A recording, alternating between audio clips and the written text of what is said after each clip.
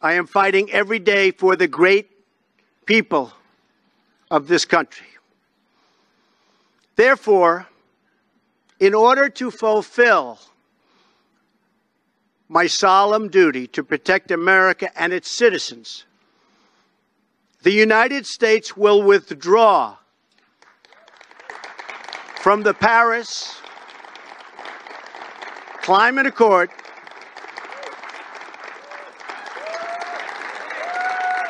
Thank you.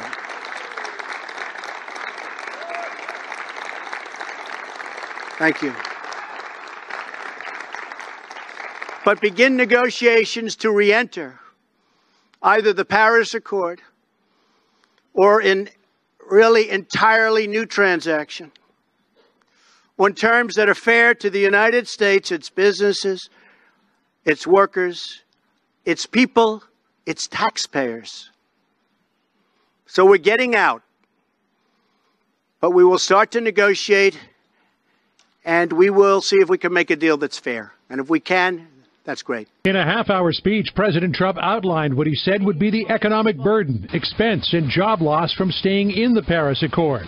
Reaction was swift. SpaceX Tesla CEO Elon Musk, who stands to gain from the subsidies contained in the Paris Agreement, resigned from White House advisory boards, tweeting, quote, "am departing presidential councils. Climate change is real. Leaving Paris is not good for America or the world." In Europe, leaders with whom President Trump met just last week all but mocked him.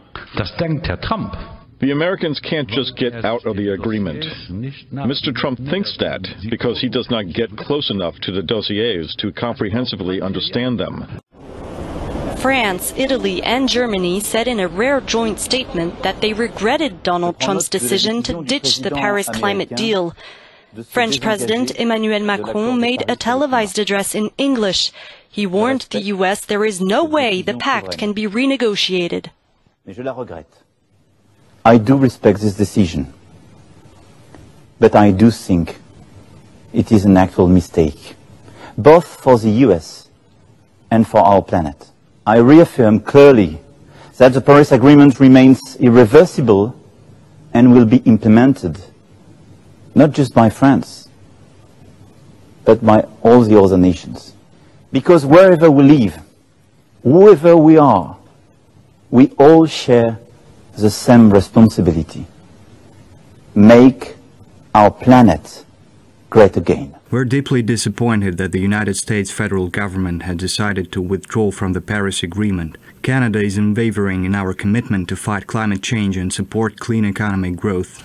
German Chancellor Angela Merkel joined France and Italy in calling on allies to step up efforts to fight climate change and in particular help developing countries meet their pledges in the absence of U.S. funds.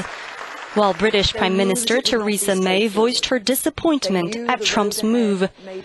Former U.S. President Barack Obama said a withdrawal meant an abdication of American leadership, and that the nations that remain in the Paris Agreement will be the ones to reap the benefits in terms of jobs and industries created. Now, China has announced that they're looking to step up their role in the Paris Agreement and the global fight against climate change. China has announced that they intend to be taking up America's role and that they hope to be one of the leading countries in the world on the forefront of the battle against rising climate. Among the nations urging President Trump not to abandon the accord, Russia.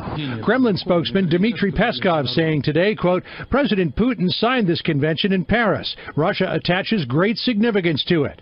At the same time, the White House moved to mend some fences with Russia, setting plans to return 2 Russian compounds on Maryland's eastern shore and near Oyster Bay, Long Island.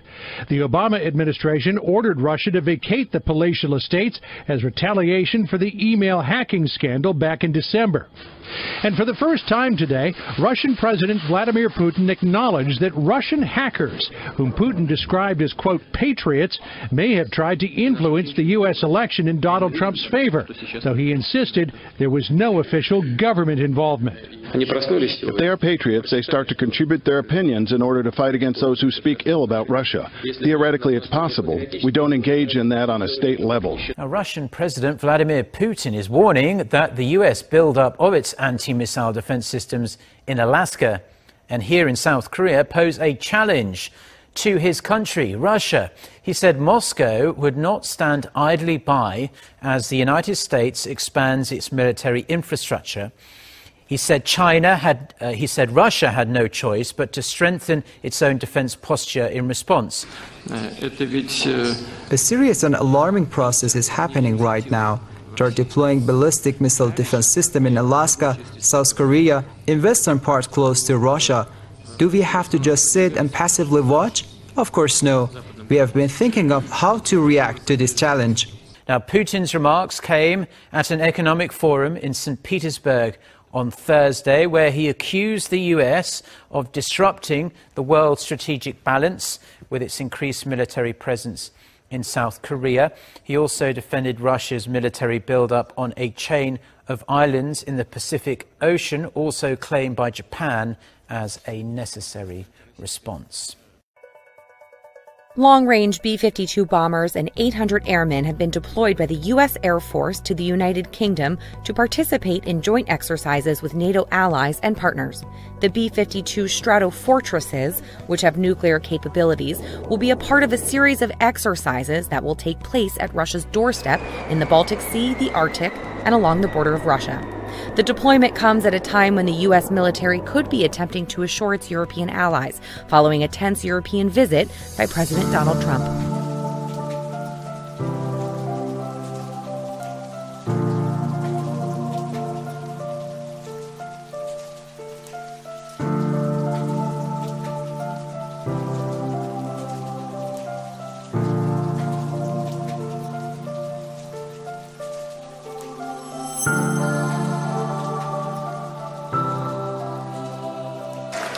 Nie będziemy uczestniczyć w szaleństwie brukselskich elit. My chcemy pomagać ludziom, a nie elitom politycznym. I mam odwagę powiedzieć i mam odwagę zadać elitom politycznym w Europie pytanie, dokąd zmierzacie? Dokąd zmierzasz, Europo? Powstań z kolan i obudź się z letargu, bo w przeciwnym razie codziennie będziesz opłakiwała swoje dzieci. Jeżeli nie dostrzegacie tego, że dzisiaj zagrożenie terrorystyczne jest faktem, który każdego dnia może dotknąć każde państwo w Europie i uważacie, że Polska nie powinna się bronić, to idziecie ręka w rękę z tymi, którzy wymierzają tą broń przeciwko Europie, przeciwko nam wszystkim.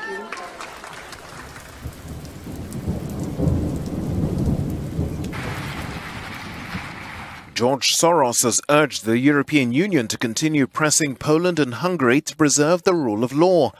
Speaking at the Brussels Economic Forum, the American billionaire financier said he welcomed the EU's recent tough words on both countries, which critics accuse of being increasingly authoritarian. I am full of admiration for the courageous way the Hungarian people have resisted the deceptions and corruption of the mafia state that Orban has established. I am encouraged by the energetic way that European institutions have responded to the challenges emanating from Poland and Hungary. Hungary's Prime Minister Viktor Orban has portrayed Soros as a financial speculator only interested in mass migration into Europe. Soros also warned the EU that it's facing an existential crisis, saying the bloc should not let protracted Brexit talks distract it from making vital reforms. A resort and casino in the capital city of the Philippines was the scene of chaos earlier today. Gunshots and explosions were heard in Manila right around midnight local time. It was a terror scare tonight, sending hundreds fleeing. Authorities killing one suspect inside this resort in Manila. Chaos and confusion as tourists trample one another to get out. At least 21 injured, according to police. Ambulances rushing to the casino and hotel. Police with guns drawn as guests stream out into the street, many with suitcases. first responders carrying the injured out on stretchers. Smoke seen rising above the neon sign. These people huddling together in a back room, others in this garage. The next I saw, he started a huge fire. Okay. And then they just started running. Local military and police say they now have their arms around this entire attack. They believe they found the gunman dead due to self-inflicted burning. They believe he killed himself by setting himself on fire, but this is just coming in, so the police will still have to conduct forensics to be sure.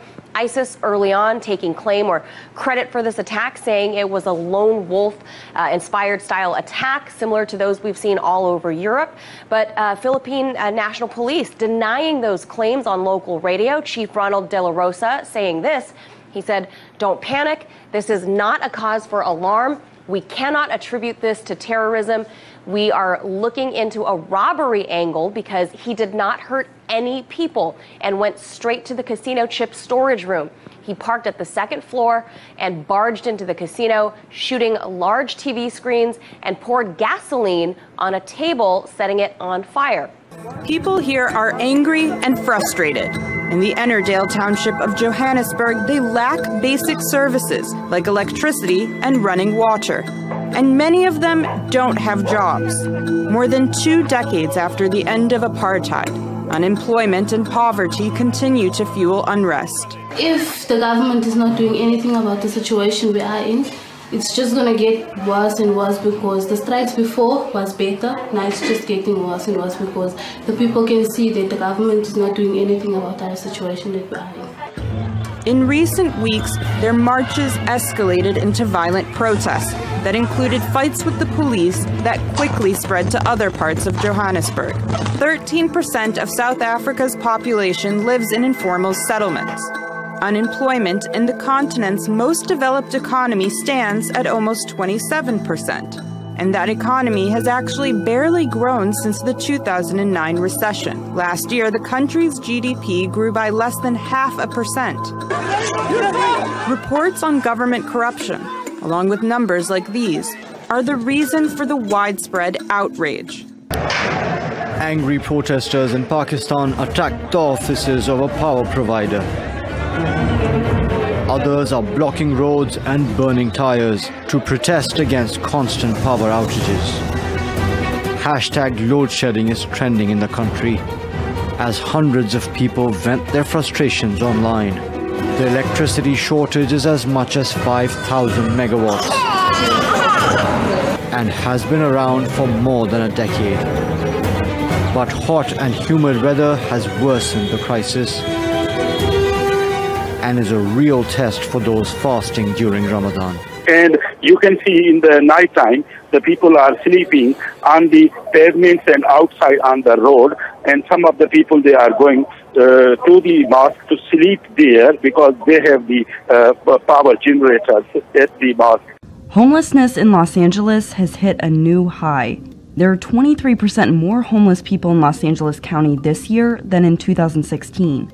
More than 57,000 people are homeless there. This issue has gotten attention over the years. Right, they're talking about $100 million to try and help combat homelessness here. And last year, county supervisors declared a state of emergency. So what's at the root of this issue? Well, high living costs in LA are partly to blame. Efforts over the years haven't resolved the growing amount of homeless people. But Los Angeles officials and residents aren't ready to give up just yet. A few months ago, voters there decided to up their taxes. That money will be funneled toward efforts to reduce homelessness, like providing housing units. Not long ago, even the idea of a humanoid robot was out of the question. But stand back and look at the world now. Science fiction is rapidly becoming science fact. Robots are in the workplace, military zones, and out in space, to name a few. But what about in the church? Meet Bless You Too. This robot is a priest. A church in Germany has the robot on display at an exhibit marking the anniversary of the Protestant Reformation. 500 years ago, German priest Martin Luther published the 95 Theses. Advances in technology through printing presses allow the thesis to be spread, sparking the Protestant Reformation. Bless You Too has been designed to push people to think about religion with the help of technology once again. A spokesman for the church said, quote, "The idea is to provoke debate, Do you think robots could be part of the church's future? A Michigan farmer has filed a federal lawsuit against the town of East Lansing, saying he was ousted from selling produce from the local farmers market because he believes in biblical marriage, that is, marriage between a man and a woman. The city of East Lansing doesn't dispute why Stephen Tennis and his family-owned Country Mill Farms was no longer welcome, even though he'd been doing business there since 2010. And here's the core reason in a statement just released, saying the Country Mill has advertised that their business practice is to prohibit same-sex couples from holding weddings at their orchard in Charlotte, Michigan. Their business practices violate the city of East Lansing's long-standing ordinance that protects sexual orientation, as well as the Supreme Court's ruling that grants the right for same-sex couples to be married. That's from the city of East Lansing, Michigan. A New Jersey township has agreed to settle a long-running mosque dispute. Bernards Township was sued twice last year, once by the Islamic Society of Basking Ridge and again by the U.S. Department of Justice. The township had rejected permits for construction of a mosque, a move the plaintiffs called discriminatory. While the township denies the claims, it voted to settle in order to mitigate its financial risk. On May 30th, the Justice Department announced that not only will the mosque be built, but the township will pay $3.25 million in damages and legal fees. Acting U.S. Assistant Attorney General Tom Wheeler said the Islamic Society can now, quote, exercise the fundamental American right of freedom of worship. In a statement, Bernards Township maintained it's a, quote, diverse and inclusive community. Meanwhile, the head of the Islamic Society tells NJ.com their doors will be open to anyone interested in peace and harmony.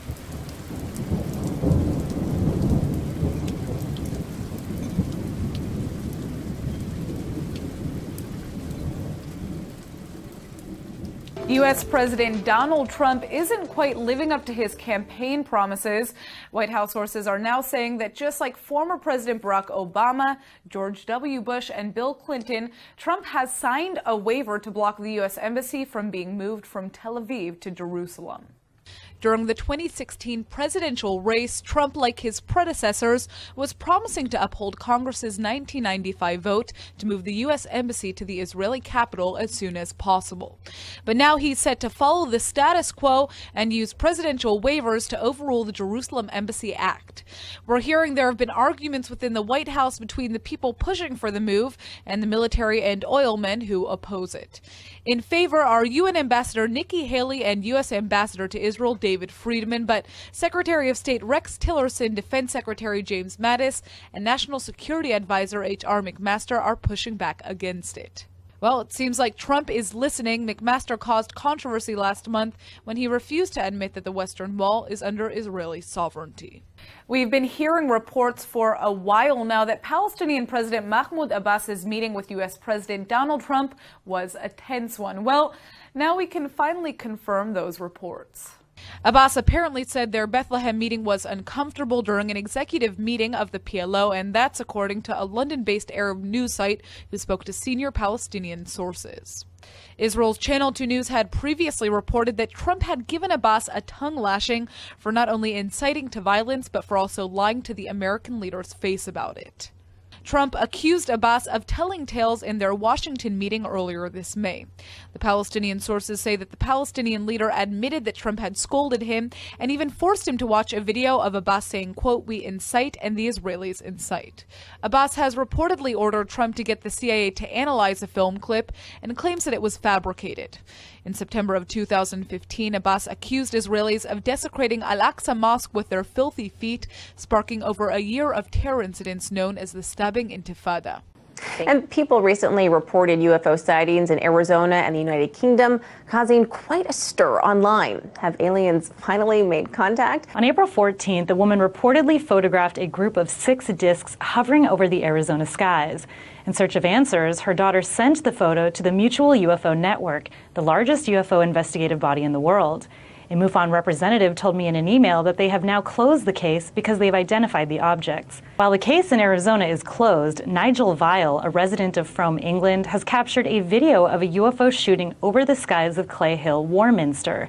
The town has been called Britain's UFO capital by some experts, a Roswell of sorts where UFO hunters gather. I personally don't think that it's a UFO. We get a lot of weird activity in the sky in the area, but that's almost exclusively because of all the army stuff that goes on. The witness says he too is skeptical that the UFO belongs to aliens, also bringing up the local military training facility. Either way, unidentified flying objects have been a topic of intrigue for people all over the world. Meanwhile, new reports state that the British Ministry of Defense plans to publish 50 years of secret UFO data after the country's elections in June. Maybe then people like Nigel Vial will have some answers.